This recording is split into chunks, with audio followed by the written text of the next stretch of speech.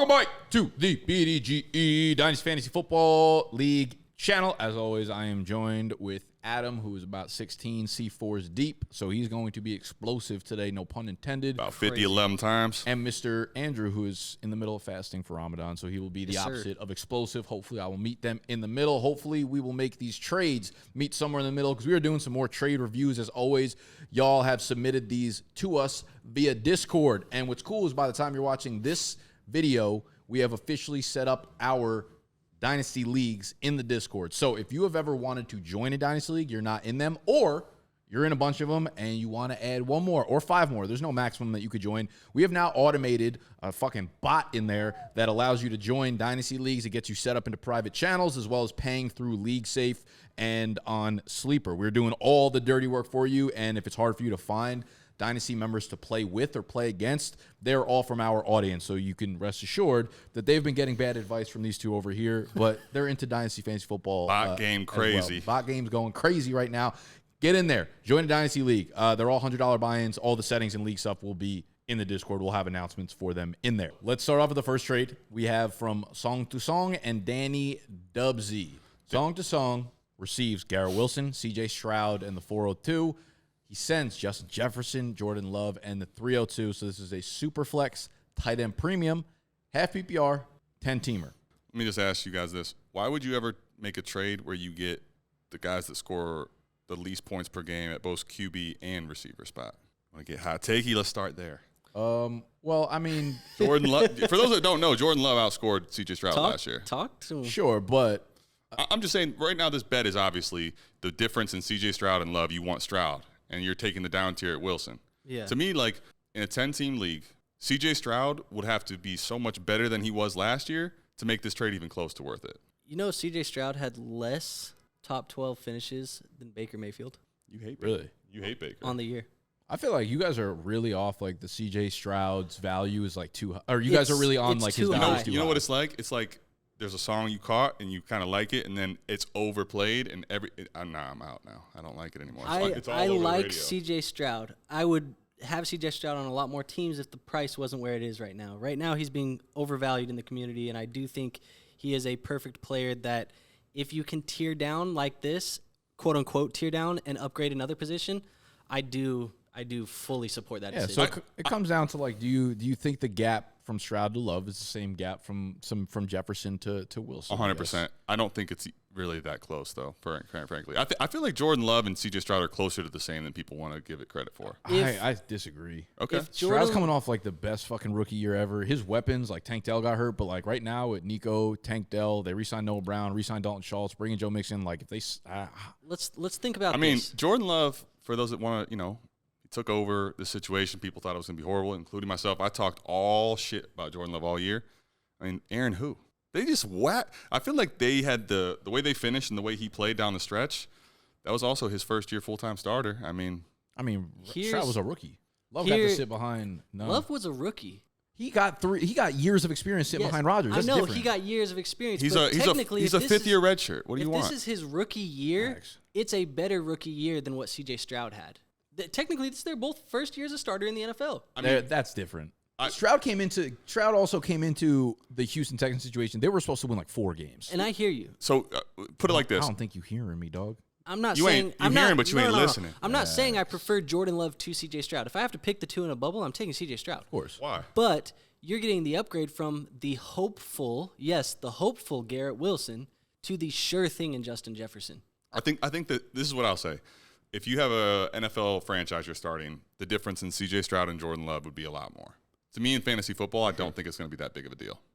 I don't know. I tend Jordan Love outscored him this year. Like how much? Let's say CJ does outscore Jordan Love. Do you think it's points per game? What was the? It was 22. Like in Fade the Fetal, I had it up. 22.5 points per game versus 21.6. So you got him by a whole point. Okay. Jordan Love quarterback 7 on the year. Like how much higher are you going to get? Fair. And I guess that's my question is like CJ Stroud being an actual rookie, does last year feel like it feels a little bit more, at least from market sentiment, that like CJ Stroud's last year, probably his floor, where Jordan Love, it's like, do we know how much better he gets from what he did last year? I think that's where the disconnect kind of comes in. That's fair. I think here's the thing for me. They both don't when I talk about projecting, like there's a lot of projection on CJ Stroud, and I understand that. If you're going to project guys to go like past that points per game, they better be running, man. They better be really running the ball. It's hard to pass the ball. But he's also he's going to have a Justin Herbert type season when he was. Why can't he do that? He had games where he was 450 because only yards. 9 quarterbacks have ever thrown for that many touchdowns. And he just had the best rookie season of all time. Right, so why isn't he an outlier? Well, what if that is closer to his ceiling than it is his floor? Justin Herbert 5,000. I'm like, no. Yeah. What if CJ Stroud, as great as he was in his rookie, that's closer to his ceiling than it is his floor? Why would that be the case though? Okay, do you project them to draft like a receiver pretty high? Like, is the situation going to be better this year? It could be. I think the fact that they have continuity now on the offense, like an actual year together, for me is an improvement already. And here's my thought process too. Okay. CJ Stroud currently being drafted in startups as the quarterback 3. If he goes out and has a similar year as he had this year, does he pass Mahomes and Allen? My guess is probably not. No. If Jordan Love goes out and has a year like he had this year again, does he pass Justin Herbert, Anthony Richardson, Lamar Jackson? Could he get up there? I think there's more room for growth in value from Jordan Love than there is from CJ Stroud. CJ Stroud actually has more to lose than he has to gain at this point in value. And then again, we're not even accounting for the upgrade that you're getting at the wide receiver position. And I guess even it's pretty irrelevant because they're later picks, but you're moving up a whole round. We used to do on South Harmon, when we first started, name brand versus off brand. I feel like this is literally what that is. This is name brand versus off brand. I feel like I'm getting the same thing though at the end of the day. That's super fair, and I would say that's like a good way to look at it. I just think like the reason of the CJ Stroud hype is definitely market projecting a bigger year, because if he goes out and throws for 4,500 yards, which isn't like an astronomical number, but sure. How many yards do you have this year? Like 3,900. Yeah. Only 3,900? Yeah. Okay. It felt like he had way more than that based on the hype for sure. It was hyped. But if he goes up to 4,500, then everyone's next logical step would be like, okay, he's about to be the 4,800, and then the 103 will feel justified a little bit in stars. So I would say this. And I was wrong. 4,100. Okay. 4,100, 23 touchdowns, 5 interceptions. He had a great season. Touchdowns. 23 touchdowns. Okay, see, there's a lot to improve on there, I feel like. There is, but there's also not a guarantee he does. I won't say that. Let me put it like this. I won't say he can't outperform what he did last year, and there's not a ceiling. I just don't think the ceiling that's there, if he ends up hitting, is going to be realistically anywhere near the difference in Justin Jefferson. Forget what the quarterback is, to Garrett Wilson, who doesn't have a quarterback, and we're hoping 40-year-old Aaron Rodgers elevates him. Yeah, for sure. I actually think the biggest outlier here is like we can project CJ Stroud to be who he has, but I almost feel like maybe Wilson, the projection of Wilson jumping up, might be the riskiest asset in this move. And again, I do think that even though there's room for CJ Stroud to improve on the field, I don't think there's room for his value to improve at all. So he really has not anything to gain from a better season. If Aaron Rodgers, I don't think that's true. I think if Aaron Rodgers comes out there and slings it, and Garrett Wilson. I'm talking Stroud. Oh, I thought you said Wilson. No. CJ Stroud's value can't go any higher, I don't think.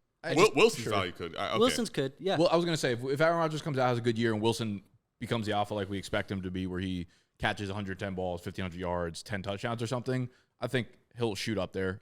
Stroud, his value is really fucking high right now. But I think the I'm not going to say, I'm not going to say he's reached his ceiling, but he's getting damn close. It's a bad buying point for CJ Stroud right now. I just bought him in a league. What did you pay? Well, that's where did you pay this type of value? He got no. Stole him. I gave up Michael Pittman. It wasn't really a QB though, right? If you can buy him at a more affordable cost, of course you're buying CJ Stroud. But I feel like this is more so what that market value is going to look like, and this feels rich for me. In a 10-team league too, that QB1 or that wide receiver 1 is just okay. I gave up Pittman, Deshaun Watson in a second. Yes, that's way below market value. Totally different combo. 100%. Yeah, Michael Pittman and Justin Jefferson, Deshaun Watson and Jordan Love. Yeah, like those weren't even close in value, obviously. So I felt like that was the right time to strike, because I wasn't buying Stroud at what his startup value is. And maybe I'm too locked into the position I view it as, but this one to me is like very easily Danny Dubsy with the dub. Yeah, I'm giving the dub to Danny as well. The 302 to 402 don't even really matter, but we'll take that too. It's just added value to that's just an annoying fucking talking point at this point. All right, so we got another 10-teamer, Superflex, tight end premium, starting 10. Reichams gets Kelsey and the 103, gives up Cousins, Brown, and Pat Freiermuth to Nick Ave. Let's talk real quick then. Let's just do A.J. Brown versus, let's call it Rome. What's the difference? Rome? Yeah, let's just say for receivers. Let's say you took the receiver 3. Let's say quarterbacks didn't go. I'm not going to say they can't, but let's just. This is super flex. Right. 10 team. I'm going to start it with Rome. Let's Okay, just talk okay, up. okay, Let's okay. talk up the ranks of receiver. AJ like Brown. Rome, AJ I'm Brown. taking right AJ now. Brown over Rome. Of course. I mean, what's the difference? I'm sorry. Let me. Probably an extra first for Okay. me. What's the difference between AJ then and Malik Neighbors? It's a closer conversation, but For sure. I lean AJ. Okay, and then I don't think you're getting Marv there, but No. if it is, I want Marv over AJ Brown actually. I do too. I think Malik Neighbors and AJ Brown Honestly, super close, like same thing. I would probably take Malik. Even if you look at like Mm-hmm. Jaden Daniels, Drake May, assuming they get good landing spots, are you taking them over AJ Brown in a super flex? Caleb and I don't know about in this Daniels format. and May. Oh, Daniels, I probably would. I think they're in the exact same Same spot pretty much right there. Because I think that 103, most of the value is that you're most likely going to be getting your pick at the quarterback there. Yeah, quarterback or your first wide receiver, whatever you want there. So The reason I wanted to go that is if you're trying to just pivot AJ Brown into a younger version of really high dynasty value, I think you could do that. And then if you want quarterback, you could do that. Yeah. And you also then go from Patty Freiermuth to Travis Kelce. It also looks like this might have been made a while ago because Kirk Cousins has Minnesota next to him rather than Atlanta. yeah, I mean it could have been last week. I mean it could have been a couple days ago. Yeah. All right, but let's say this is in Atlanta. Let's say AJ Brown 103, they cross each other out. Okay. Then you're looking at Kelce, Cousins, Freiermuth. Now I think objectively Kelce's coming off like the year that we're like, all right, he might be really close to like the nosedive year for him. Finished strong, obviously, but like he wasn't the Travis Kelce of old. So sure, it becomes like, do I want to, get a little younger with Pat Freiermuth, who's, he is what he is, whatever. Like he's a probably top 12 maybe fantasy tight end.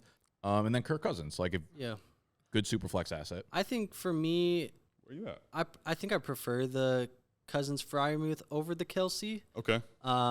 Is that you just feel bullish on Cousins' situation going to Atlanta?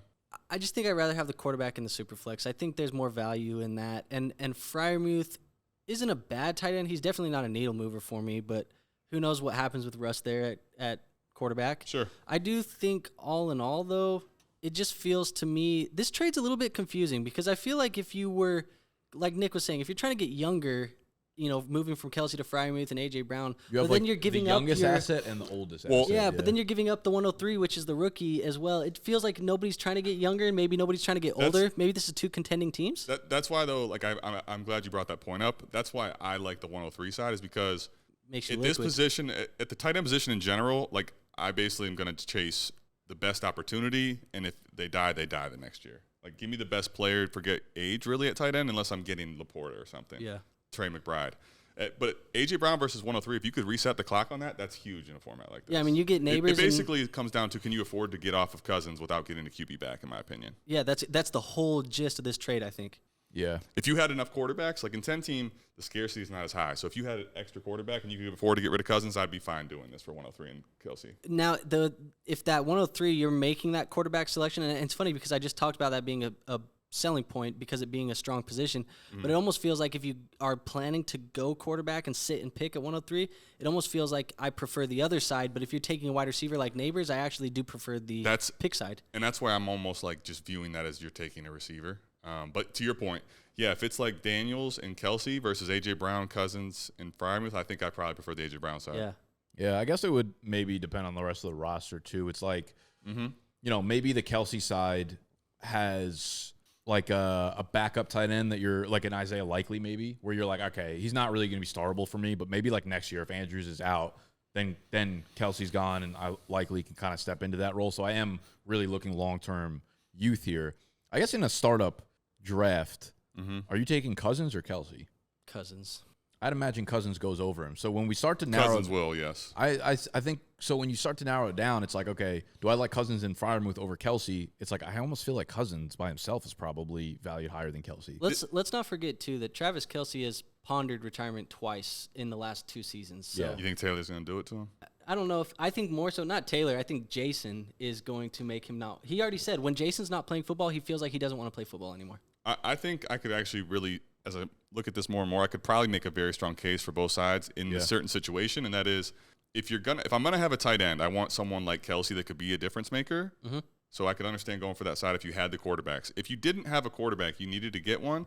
You still keep elite at receiver at A.J. Brown, and I don't really care. Fryermuth's a toss-in, but I get a Cousins out of it, and now all of a sudden I'm solidified at quarterback more. I can make the case for both sides here, actually. Which tells you that this is a good, even trade for both teams. I like it. Yeah. I like it. I guess like the biggest mystery to me is it for sure is just Travis Kelce straight up. Is like, you know, you say he's a needle mover. He's a guy who like actually wins and loses games. Yeah.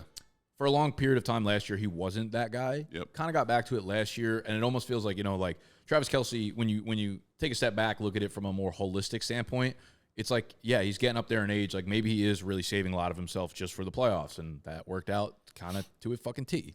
They're adding weapons as well. That's the other thing I was going to say. It's like Rashi emerged. They're bringing Hollywood. Potentially a rookie. If they go with a first-round rookie, like they'll have more weapons. Like Kelce will be good, but I don't know if he's needle-moving good relative to like how the tight end landscape in Dynasty now is. Like it got young really quickly. And he will still be the first read, I think, for Patrick Mahomes, but the volume will definitely be spread out a little bit more. Those like 6 for 120 touchdown games are more likely like 6 for 60 touchdown games now. The one thing I'll say about his season, though, it feels like just for fantasy in the playoffs and where it mattered most for fantasy was when his lull came, and that's, I think, a lot of why it feels this way. I could see that. He also in the playoffs looked a lot more like Travis Kelce, man. For sure. So I could see him like actually being fine next year. For sure.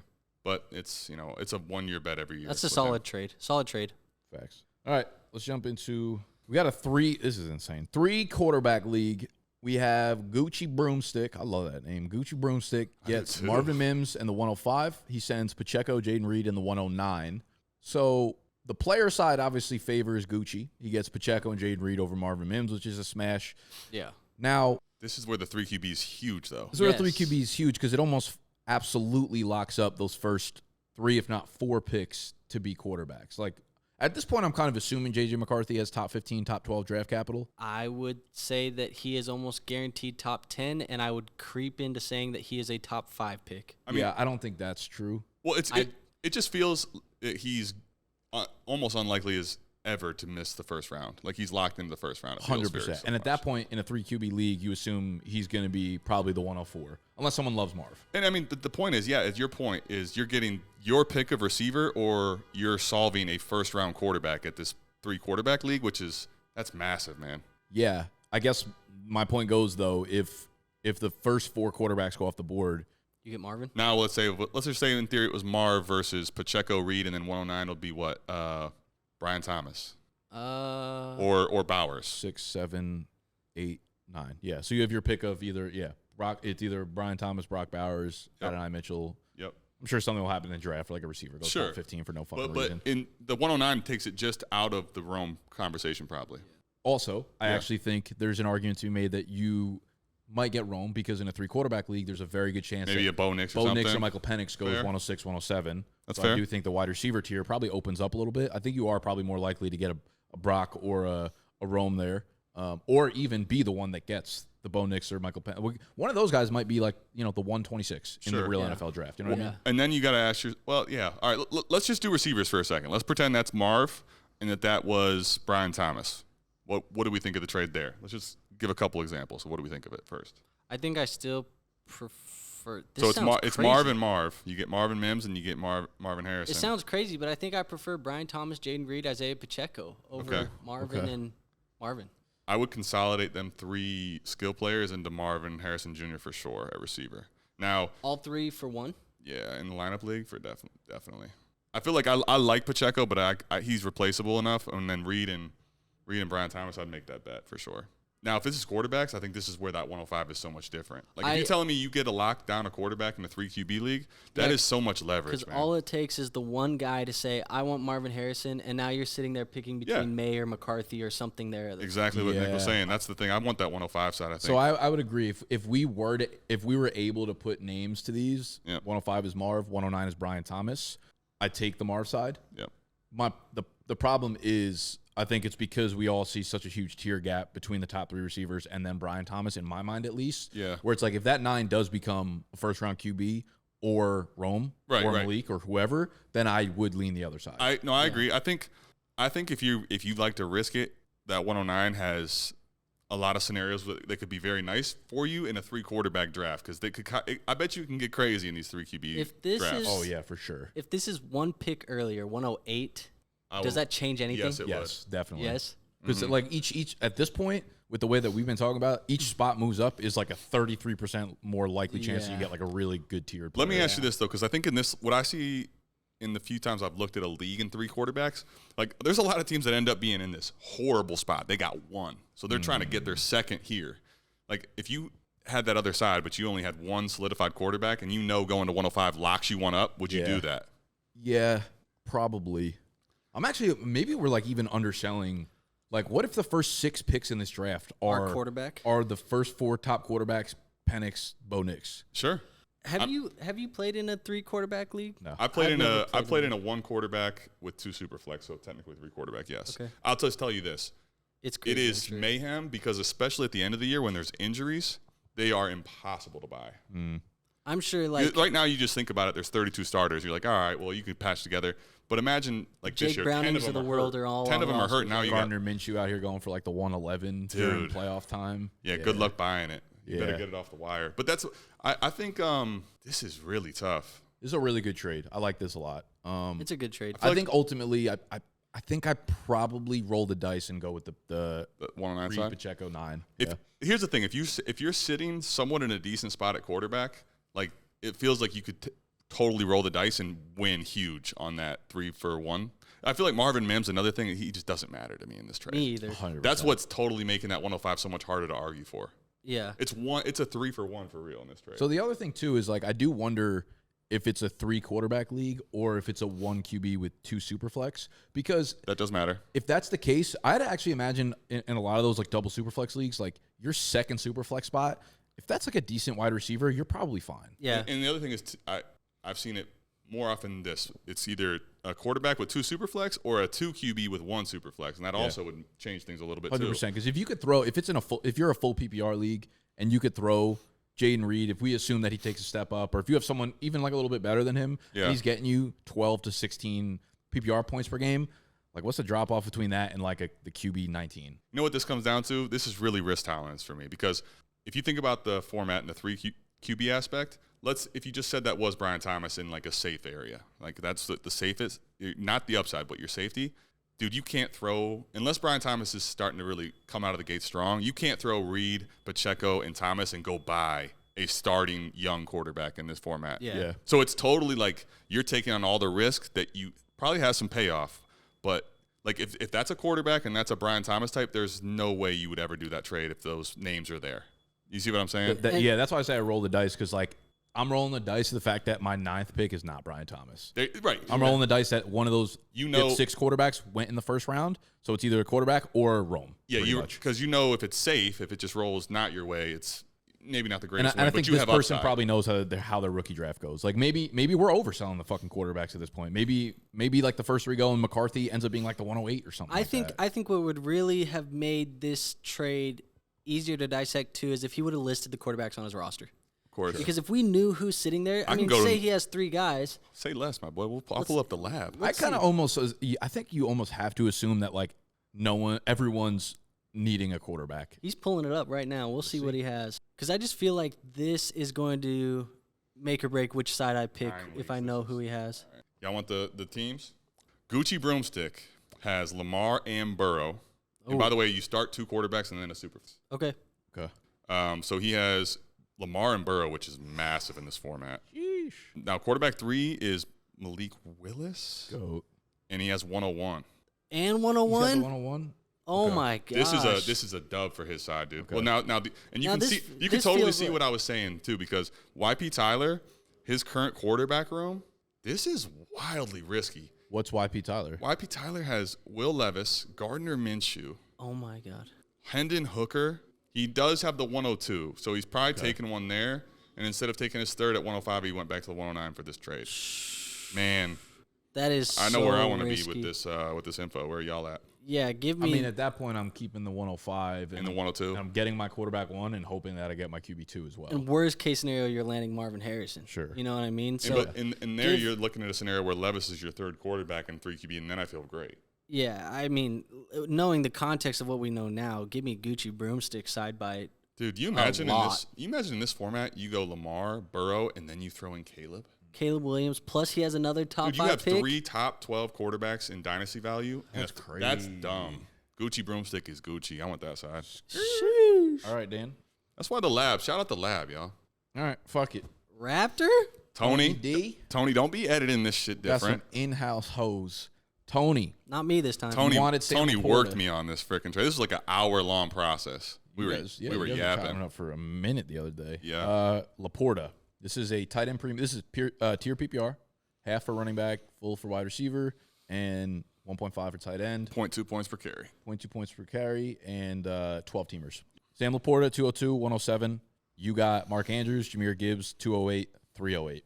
Yep.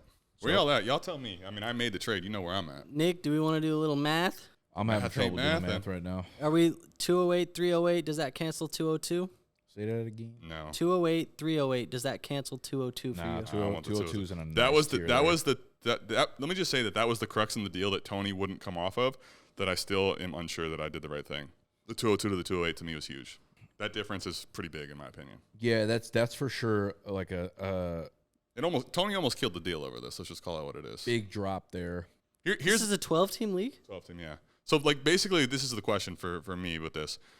What's the difference between Laporta and Andrews to you guys? What would you be willing to pay, or would you even be wanting to do something like that? I prefer Laporta. I Of think course. the difference is probably But would you pay Andrews plus to go get Laporta? And if you would, what is that? Okay. I'll say it like this. For me, if I'm a contending team, I'm not paying Andrews plus to go get Laporta. Thank you. But if I am a team that is looking to get younger, needing to rebuild, get a couple centerpieces, I'm willing to pay up to go get Laporta in a tight end premium. Fair. But I think as a contender, no. So with that being said, I mean, are both you y'all- contending?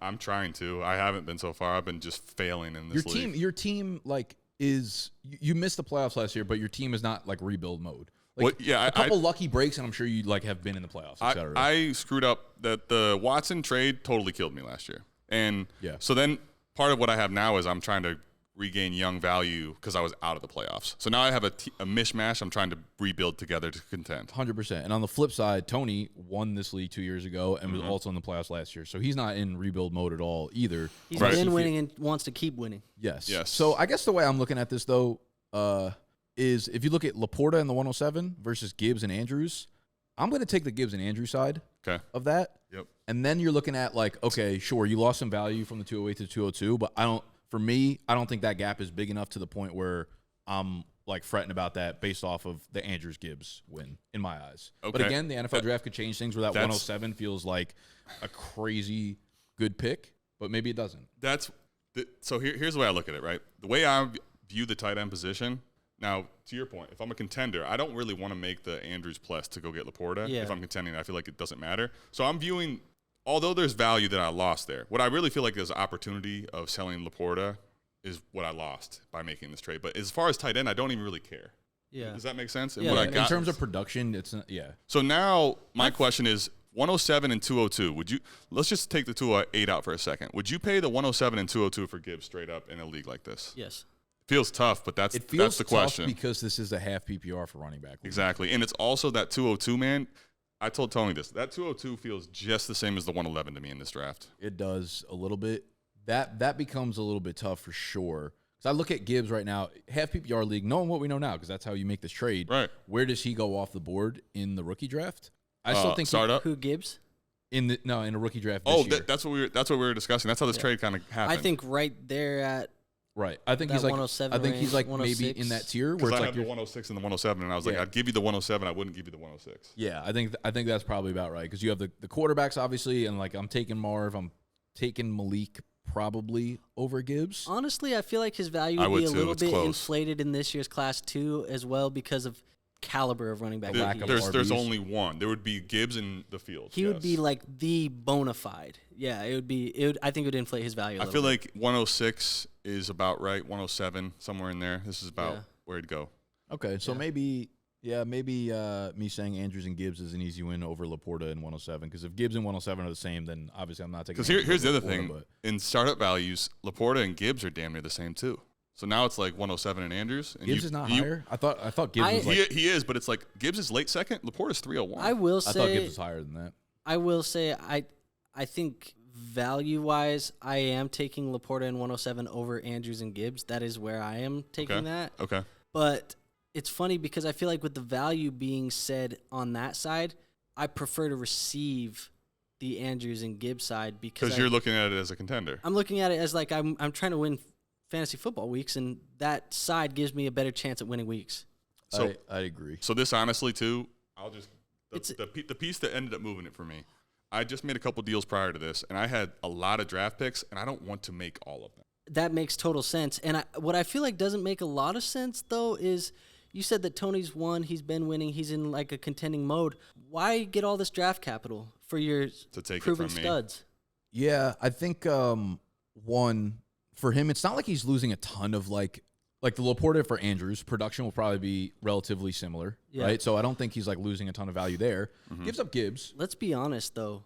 Going from Gibbs, a guy who performed the way he did last year, to let's say 107 is Rome Odunze, there's a lot more risk baked into that Rome pick than there is in Gibbs right now. I mean, a lot more risk. But here's the thing. There's also a chance that Tony feels like his team's a little bit like maybe on the decline and needs to re-up the juice. I think this gives Tony more flexibility, frankly. Me too. And I'd say this. The one thing is if you split Gibbs 1-for-1, if it's just Rome versus Gibbs, sure, I get what you're saying. But what if all of a sudden at 202, like you're looking at guys in that range, Ladd. Also, what if you split it and all of a sudden Ladd's really close to Rome in production? You got 2 receivers out of Gibbs. Yeah. I think like that's where it's really close for me. I almost, from this lens, like if I'm Tony, I'm almost like making a secondary move, and I'm moving one of these picks as well. 202 or 107, I'm moving them for a proven asset. Yeah, I think the entire that's what crux of what this trade turns out for both of us is going to be like the 4D side of it, like what we call 4D chess. What's your next move? Yeah. Were you setting yourself up for another move? Yeah, I mean, all in all, like, Tony might have like maybe hurt his veteran team on the trade market right now, but like he gets 3 killer assets. Yeah. Dude, and I will say that too, point I really want to emphasize probably the hardest part about this for me is I locked into Gibbs and Andrews. Those assets are much more like consolidated as far as they're stuck on my team probably. I feel like they're parked. See, 107, 202, and Laporta feels so flexible. I'm so different with that. Like I like the uncertainty. Like I like being the one getting the player picks and being like, okay, I know what I got now. Now I'm cool. Well, that's why that's why I did it overall is because I had 104, 106, 107, 202, 206. Like I didn't want to make all those picks. I wanted to lock up a little security. This is a little bit off topic. Where are y'all at overall? Talk to me. This is real quick. I want to say that I don't necessarily feel like this is selling high on Sam Laporta. Okay. I will say that, but I also don't think I've seen anybody sell high truly on Sam Laporta. Tight ends don't. And that makes me. You can't, dude. They got to anchor on them at all times. Well, and that's where I think what I said, the opportunity cost of selling Sam Laporta. But like I got in the talks with somebody, you don't get 2 firsts out of Laporta really. Like it doesn't happen. It almost feels like the market is telling us that we should be selling high, but then when you actually go and try and sell him, you can't get what you're worth. And so then at that point, it almost makes it feel like Sam Laporta is a guy who, like you said, is kind of parked on your team because you're not going to sell him low. You definitely don't. It's not a guy you want to sell because he's young and he's productive. So it just feels like Where would Laporta go in this class for you? Sam Laporta or 104? I think same conversation as Gibbs real 104. quick. I think I'm taking 104, but I will say I'm taking Sam Laporta over Brock Bowers. That's what I was going to actually kind of pivot to after this trade is like, I don't know what that says about Brock Bowers because we hope Brock Bowers does all that. Here's the thing with like tight ends and why I think they don't really move is because when you look at your fantasy team, especially in Dynasty, you're either like, I got a tight end I can use or I don't. Yes. Straight up, right? Whereas like the other spots, you got 3 starting wide receivers, you got multiple flexes, so it's like you can never have enough of them. So I think like realistically the trade opportunity in Dynasty is literally going to a team and being like, do they have a startable tight end? If not, can I help them get to the spot where they're like, okay, I have one now? And most guys don't want to move other juice to get a Laporta or a Kelsey. They want to move for Evan Ingram. They want to move for David Njoku and not pay that much for it. Yeah, it's like a hero RB thing. It's totally that way. Like, do I have one that makes me feel comfortable and I can move on with my life, or do I not? Which is something I've been thinking about in a lot of my tight end premium leagues because I've noticed this where I feel like the top tier tight ends have been almost undervalued in trade markets. And it makes me wonder, and I don't necessarily know the answer. It's something I've been toying with, so I want you guys to kind of think about this as well. Does that mean that having multiple top-tier tight ends is an advantage in those leagues when you're getting tight end premium? From like real production and having a good fantasy team? Probably, yeah. Like if I have say I have Mark Andrews and Trey McBride on a team, I'm probably not going to get the value for both of those guys in the trade market. So is it more valuable for me, and does it give me a competitive edge to put one in my tight end slot, one in my flex slot, and then just roll with it? I'll tell you right now, I would say 85-90% of leagues, the tight end premium is probably not high enough to be feasible all year to be an advantage for you. Now, it doesn't mean it can't work out, and you can't have – if you got the 2 tight ends that smashed that year, yes, you could absolutely crush the field. But it's not a bet I would make more often than not. So if you're one of those – tight end premium, I definitely think that's usable. I would say it totally depends on how high the tight end premium is to the field. In the Go Fade Me League, I was starting Kittle and McBride weekly last year. Yeah, those guys have huge upside too. Half PPR, I was not even tight end Laporta and McBride. Obviously, I left some juice out there. I'm assuming just point wise, but like you were smashing. Okay. I was starting Laporta and McBride in a league, and I basically just plugged and played every week. I didn't even think about another. I think that's probably what it is. I think like if you own those top tier guys, you hold on to them because you're not going to get what you want. And the way to look at it is like if you're trying to move a tight end, you're probably only going to be able to move up to like the tight end. Like you can look at your team, and it's like if you don't have like the tight end 6 down to the 12, those are the actual liquid assets. So if you have multiple top tier tight ends, because I mean I'm sure there's lots of teams who drafted Laporta and traded for McBride on the cheap last year and found stuff like that. Is there feasible cause to maybe down tier into a tight end? Is that a better move than trying to just sell entirely? That's why I did this trade. That's what this is. That's how this started. He actually wanted to send me Andrews Plus. We couldn't make a plus. Then it turned into this monstrosity. So well, that's the question that we're kind of asking right now is like, do people want to tier up? Yes, but not for anything that matters. So then it turns into this. It was a crazy deal. Exactly. It's like, okay, I got Andrews. It's like, if I'm on the other side, it's like, do I want to give up Evan Ingram and a first for Andrews? And I'm like, I don't really want to give up first for a tight end when I feel like I have a tight end that I can plug and play. That's where it was too. And it's like, okay, if I have Laporta, do I want to take the junk like it's, I don't want to call it junk, but late seconds, Jerry Jeudy, like those needle moves, they're not enough for me to say I'll take the age of Andrews. A lot of those feel like you're just burning roster spots. 100%. That's what typically you find. People aren't typically going to send Evan Ingram, like he just said, firsts, like legitimate assets with that tight end to go get Laporta. It's an interesting conversation. I think it kind of speaks a lot to where the tight end position is in fantasy football right now, even in premium leagues. Mm-hmm. So like it almost makes me feel like we've adjusted to where I feel like the norm is a half point premium for tight ends. Does it have to be more at this point, like to even make this valuable? I like it higher if you want the 0.75. Well, I like the tiered. I think the tiered gives it a huge advantage over running backs, a little bit of an advantage over wide receivers. But I think what it says to me is no tight end premium should be dead. Facts. It's got to be a tight end premium, and then the degree in which you want tight ends to matter, you can tinker that up as high as you want. This deal is totally irrelevant in a non-tight end premium. Yeah. I mean, you wouldn't want to take a trade like this for Tony if it wasn't tight end premium. Tight end premium makes you more interested in getting that peak Laporta. Exactly. 100%. Exactly. Yep. Yeah, that's very interesting. Where are you guys at? I feel like we just yapped a lot, but where are y'all at? Which side do you want? I could see it both sides, but I do think I want the Gibbs and Andrews because the points per game difference between Laporta and Andrews probably isn't going to be substantial. I think Gibbs is a safer player than the 107 and probably is going to give you similar points per game. And it's not worth the cost of the safety for the just move down in the second. I'm with you. I'm with that. Like today, right now, I'm taking the Andrews Gibbs side. Wouldn't be surprised whatsoever if a year we look back from now and be like, okay, it feels like Tony probably headed in the right direction with that trade. I feel like hindsight is 20/20 on a lot of trades, but I feel like this one, if you look back in a year, is going to look very different, lopsided one way or the other. Yep. And we don't know what it is. Agreed. Because you draft QJ 107. Yeah, I mean, it's wild. Right, let's get into one more trade here before we cut it off. And Ripper. Well, let's end on the most boring trade that we could possibly find in the history of the world. Dang. We got Jacoby Myers for Isaiah Likely and a third-round pick. No tight end premium. Brother, 2026, too. We're trading 26 thirds out here. All right. I mean, no tight end premium. I like Jacoby in a full PPR league for sure. Yeah. What intrigued you about this? Just restructured his deal. The only thing, it's actually funny we were talking so lengthy about tight ends there because, and I said premium. It's actually decent timing. Like in non-tight end premium, tight ends to me that aren't like even the high ones don't matter. Likely definitely doesn't matter to me in this format at all. Yeah, he feels like So I feel like this is a damn near free Jacoby Myers.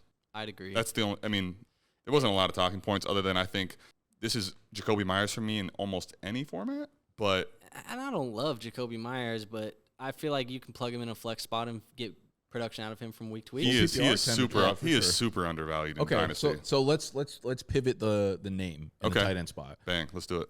Dallas Goedert, Non-tight end premium? non-tight end premium. Myers. I guess Myers. Yeah, I might go Goddard there. Goddard is like has been the essential non-difference maker in tight end premium so far. That's fair. That's What fair. about Cole Kmet? trying to think of how much higher- I like Cole Kmet more than Goddard personally. He's the same for me, where I wouldn't move anything based on that tier. I want Jacoby How Myers. much higher? How much higher can we go up here then? Let's go. Let's try it. Let's keep going. Okay, after Dallas Goddard. Kelsey? No, like I think you're taking Kelsey. Yeah, I agree. Even in a non-tight end But premium. This I is would say- that's where you could shoot your shot on. Like Myers probably isn't the difference maker, so I'll take a shot on Kelsey. I feel like Kelsey is down there closer to Goddard in ranks. Kittle? Kittle. I think is maybe a fair name. I would prefer Kittle. I would prefer Kittle too, because he actually had like week winning differences last year. He had some games that were big. So- And I feel like having, even though it's a non-tight end premium, being able to have the, like you said in the boom last bust. thing, the mentality of I can set and forget George Kittle every week. Yeah. It's a good luxury to have. Kittle's on my good roster. because he's got weekly upside, and it's like you get to the next year and it's like Kincaid, and it's like I'm definitely taking Kincaid. Yeah. What about like Jake Ferguson, Dalton Schultz?